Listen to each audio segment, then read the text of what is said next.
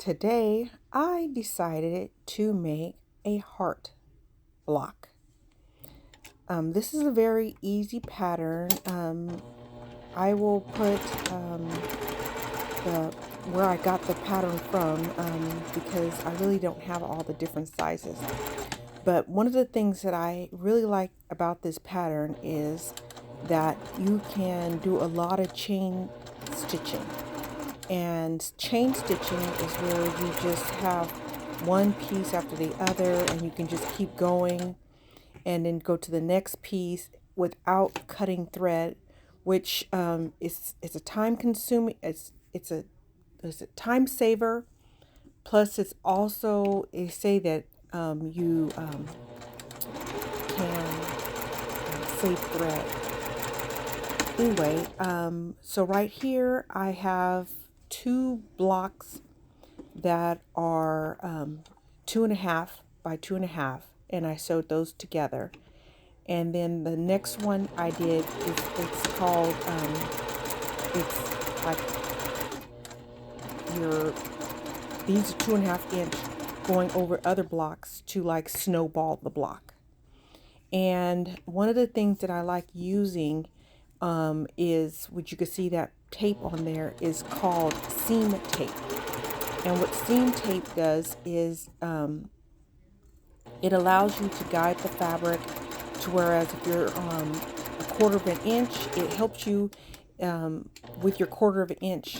And sometimes, people use the foot on their machine or they use the plate, and sometimes it's just not accurate enough. So with using the seam tape, it really helps out a lot. So right here I have went ahead and chain pieced a few pieces, and I'm cutting them apart so that I can go to the next step. And the next step is I have to snowball one other piece here before I can move forward in trimming down the blocks, or trimming off the snowball part of the block, and then to do the rest of it. This pattern is really cool because it's almost like it's a heart. Scrappy, I made it scrappy, but it's almost like a log cabin heart, because you have all the pieces on the inside and then you're building out for the outer side. And so and I was able to do a lot of chain piecing throughout this until I got to the very end of the block. So right here is where I'm cutting off 1/4 inch from the center of the 2.5 inch block to make my snowballs on the blocks. And so I just have another block here to do. And what I did here is, when I cut all my pieces out, I laid it out on how I wanted my block to look, since I wanted it scrappy. And then so I can keep this here and I can know where I'm at. And so since I'm doing this video for you, I'm just going to finger press my seams instead of going to my iron and ironing it, because then this video would have been even longer. So I decided to go ahead throughout the whole quilt process. This block process is just finger press. And so I actually laid this smaller cutting board on top of my cutting mat so that I can just go ahead and keep my placement of the blocks, because I want to keep the blocks all in order on how it's going to lay. And that way I know I can keep it scrappy. I can keep myself in order on how I wanted all my blocks to go. So here I go, just trying to place it. And you can kind of see the heart coming together at this point. So like I said, I wanted this to be very scrappy, so I used various different pink fabrics that I had in my stash to make this block. So here I go again, and so I'm taking these two 2.5 inch squares, and I'm stitching them to a 2.5 by 4.5 inch square. and I'm able to chain piece because there was two areas where I can do this. From the center and that top block had another one that was 2.5 inch blocks that went to a 4.5 inch block.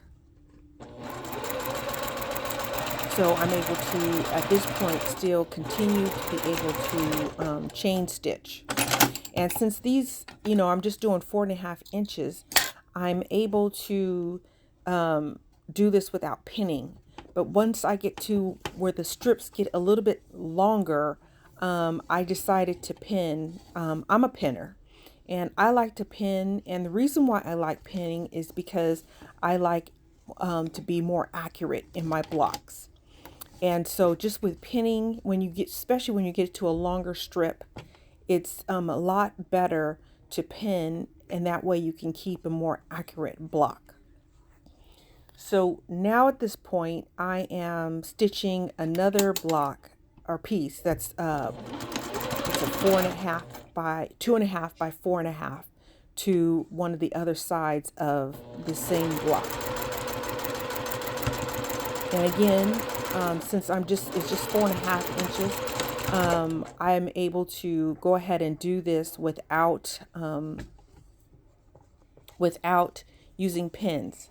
And another thing that I'm doing too is I am back stitching at the beginning, at the end, or trying to remember to be at the beginning and the end of each of my blocks. And I know a lot of times they say in quilting you really don't need to do that, but sometimes I will and sometimes I won't. But I just wanted to make sure that I didn't have any problems with this block, so I just decided to go ahead and just back stitch at the beginning and the end of the block. I love these snips.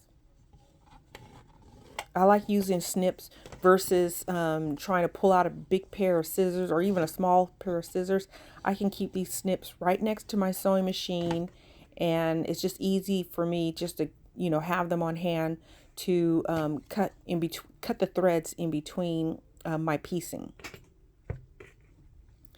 So now at this point, I have the one white block that's that's up in the top left corner of my heart, and that is a 4.5 by 4.5 inch white block that's up at the corner. And so I believe at this point is where I could not do any more. I don't think what could I? Yes, I have one more area where I could still do a chain piece. I was thinking maybe I couldn't do a chain piece, but it looks like I am. And I believe this piece right here is a 2.5 by 6.5 inch. And what's so cool about this project, or this pattern here, is that all the strips, except for that one block that's 4.5 in the corner, all the strips are 2.5 inch by whatever, but so you can easily use a jelly roll to do this. So if you have a jelly roll that has all different color pinks, or all color reds, you can make a bunch of these heart blocks with it, because most of like I said, except for the background fabric, well, the ones you do at the corners are 2.5 by 2.5, but that one block is 4.5 by 4.5, which would, if you're doing a background, you could just have yardage for that. But the rest of this, you could just use a jelly roll. Okay, so at this point here, my block is starting to get a little bit longer than I really like to not pin. But I didn't pin because I, again, didn't want this video to be so long that, and another thing that I decided to do was to just take my time and do the whole video for you versus trying to speed it up, because I wanted to show you each process so that you're able to see just how long it would take to make the block. And I believe the block only took me like close to 15 minutes to make this complete block. So if you have, like I said, a jelly roll or a bunch of 2.5-inch strips, you can probably kick out a bunch of these blocks in a few hours. But because like I said, I'm doing this, none of it's being sped up. So you're able to see that, it only takes about 15 minutes to make each block, which is really good. So again, at this point, I'm not really able to, I'm not really able to,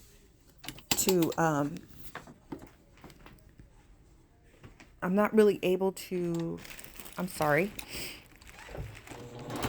to chain piece anymore. So I just have to take one of the pieces at a time to sew it, which is fine. But again, like I said, my block is starting to get a little bit longer. So you will see that at one point I'm going to have to start pinning because it's just getting way too long for me to do this without, because like I said, I want accuracy. I don't want to have to take this block out. I want it to be flat. I don't want it to be wavy, and so with not pinning your blocks, oftentimes your seams will not will not come to the very end, and you will be off, and that which will cause a waviness or just your seams not, if you're doing things that have, that's another thing. This block does not have matching seams, so you don't have to match seams up with anything. Also, that's another great thing about this block. So it's really beginner friendly. But see how I'm starting to use pins now, because this block is starting to get a little bit heavy, and I had to rethread my machine because the thread came out. This machine is a Juki TL 180Q something, and it has a threader on there, a needle threader, but I have never to this day been able to figure out how to use that. But anyway, I could just thread it. It doesn't matter to me about having a needle threader. But back to the block. It is, like I said, it's getting a little bit longer, and so I like to have a little bit more accuracy. Actually, if I wasn't doing this video, I would have pinned it even more. At this one, I just pinned at the beginning, at the end, but I would have pinned like a lot more on this block. And I believe at this point, I probably only have one more piece left and my block will be complete. So let me show you here. It's all coming together, starting to look like a little heart block. And I just have one last piece. And again, this last piece is this is the longest piece. And I am definitely going to pin. And like I said, if I wasn't doing this video, I would have pinned even more. I would have put at least 4 pins in this instead of just 2 pins. But I was just trying to show you that you could do this within, as fast as possible, and show you that the block really didn't take that long to do. So I'm just going to go ahead and do this last piece here. And then I can give you my ta-da moment of the block being completed.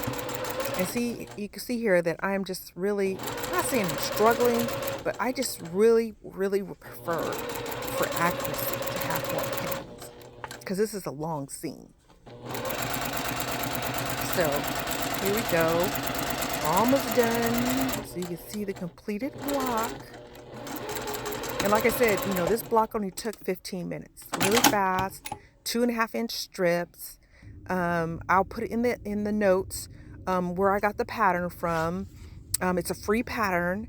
So what it is my guild, we did these, see, there's my ta-da. Look at that beautiful block. But my guild did these quilt blocks, and so I decided to go ahead and make another one just to show you guys how easy it is to make this quilt block.